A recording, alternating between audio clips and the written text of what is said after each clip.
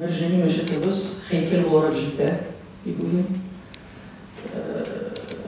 Чөнки бу мәчеткә кергәч үк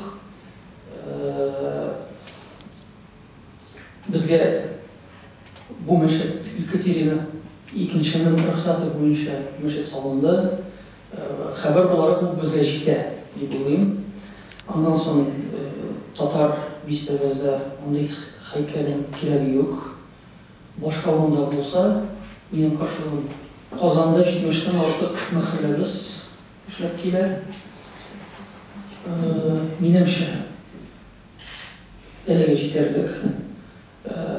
Ләкин Совет районында җитмәй дип уйлыйм.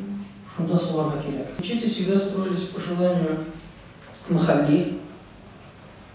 То есть должна быть активная махалля, то есть община, которая ходит за этой мечетью. Наша обязанность как духовное управление юридически этому способствовать, помочь. Ждем появления активистов, активной группы, которая бы захотела. Так как мечеть, мы знаем, что она не строится на деньги государства, это желание прихода тех людей, которые будут посещать эту мечеть. Поэтому нужны такие герои. Событие, которое всех нас огорчило, пропажа нашего имама, все его знали, это был известный религиозный деятель нашей республики. И мы знаем не больше вашего.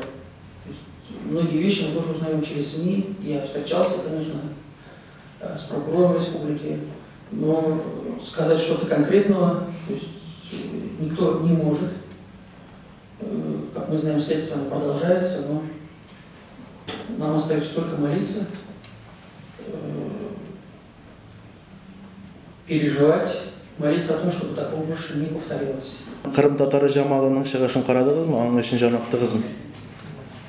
Юк. Инстаграм аша ишеткән укыганым бар гына, ишеткәнем юк. Жамал турында.